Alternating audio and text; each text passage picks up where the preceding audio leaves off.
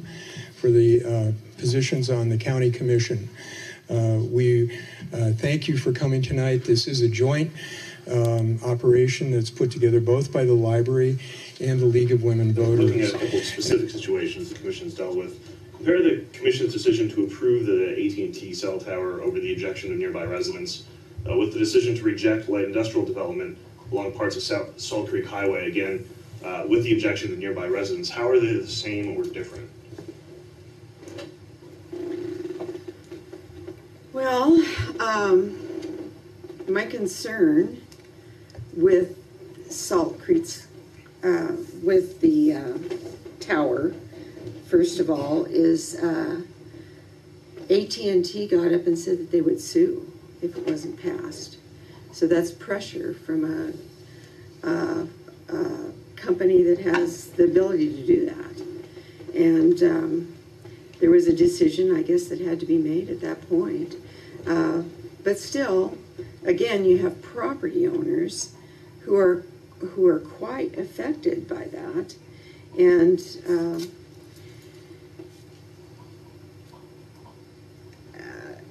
on the other side of that, the Forbes Road, is that what you're talking about with Salt Creek Heights? Those property owners that got a petition out of 50 residents in that area. They had 35 signatures and were continuing and did continue to get signatures. The county did vote in favor of that, not allowing the zone change, and then came back and changed their decision with a new evidence rule. And I am still thinking that they broke Wyoming state statute by doing that.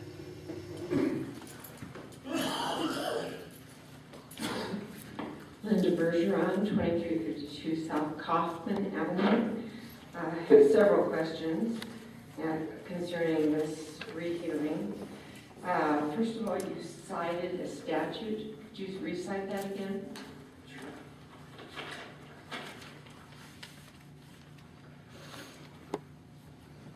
Chapter 10, Section 1P of the zoning resolution.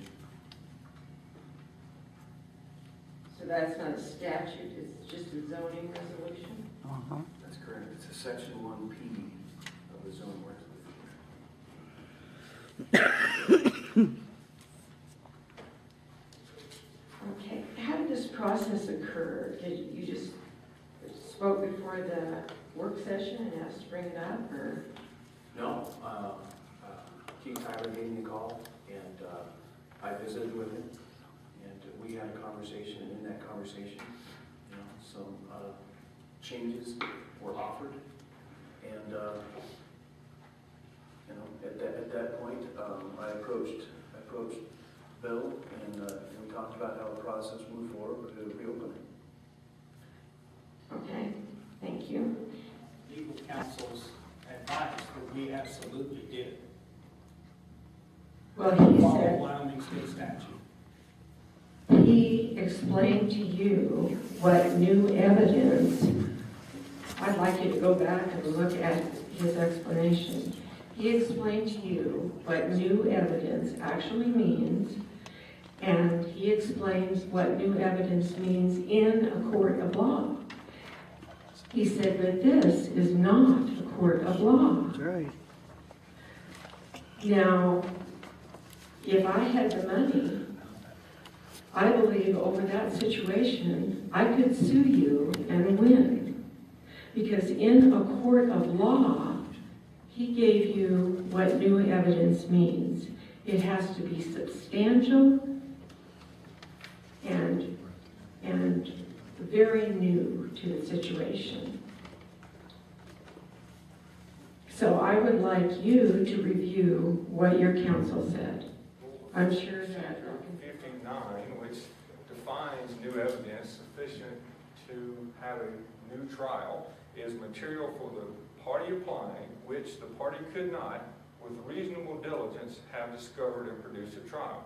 Bingo. And I don't know that I can honestly answer what new evidence or not, but I think one issue that should be pointed out here when we are considering this, and it's your decision to consider that.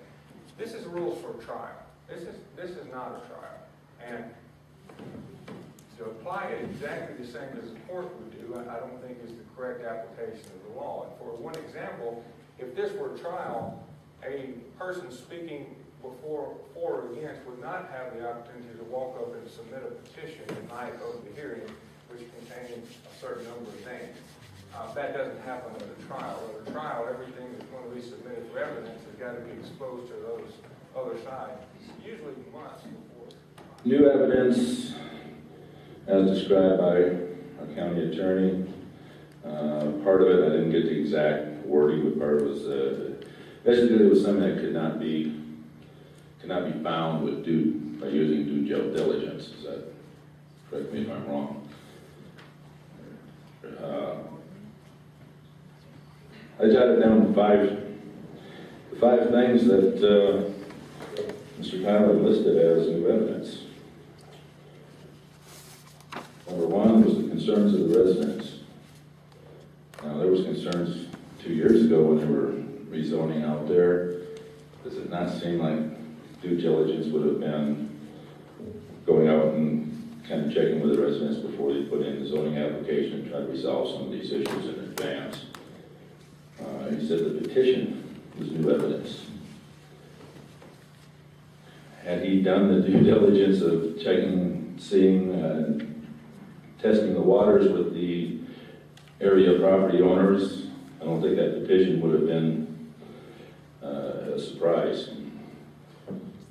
I've been told that they've even almost doubled the number of signatures on that since last week. 98 land use plan he offered as new evidence.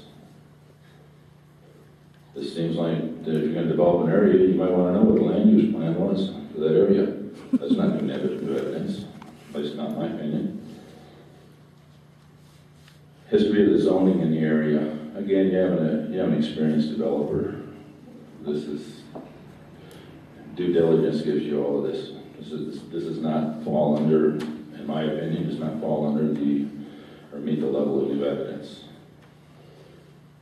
The other thing he listed as new evidence was the benefits of this industrial park. Is he going to stand here and tell this Board of Commissioners that when he first presented before you, he had no idea what the benefits of this were going to be? That's not new evidence. You know, he should have made that argument then. Okay, so I guess based on those 5 points of new evidence that he presented, I just honestly can't see what really is considered to be new Get evidence. to the other process, it's a rezoning process. And of course that one gets a little more critical with regard to trying to address property rights, trying to assure that everybody is adequately being heard and being protected. The first time through, it didn't pass, and the second, so it came back again because there was additional information provided. I was at both of the meetings, and when it did pass the second time, with the additional information with regard to providing buffer zones and protection, things like that, I didn't really pick up on the issue as being that they weren't satisfied with it. The issue was a process issue that they thought it shouldn't have came back for reconsideration for a year. County, many of those people are going to live in Casper and our surrounding communities. Bar none, was one of the fastest growing in the country, and it's going to continue to grow. What the county can do is manage that growth. We're doing our long-range plan right now. We're updating that plan so that we can structure the growth when it happens, but the developers are going to be in charge of that. And the new highway out west, that'll give them more places to build next to. Gentlemen, I've been living out there for 30 years plus. When are people going to start standing up right here in this room that are behind the desk and working with the people, not the people that's got the big money? Amen. My concern is our $17 trillion deficit in spending. We are spending debt money. We are infringing upon the future lives of our children and our grandchildren. And I'm appalled to see that happen. I believe that we need to be more fiscally responsible in our decision making. I believe that our Constitution is our rule of law and it guides us. And I believe that the foundation of our country was built on the participation of the people in government. And I would like to encourage more and more individuals to be involved in the planning of government, to be at the county commission meetings, to be at the city council meetings. It's crucial. And I believe that we should study. I encourage people in their Constitution, read one article a day to make yourself aware of what the Constitution affords us in allowing us to counter the Declaration of Independence provides for our unalienable rights of life, liberty, and property. But it goes through a lot of abuses. Thank you.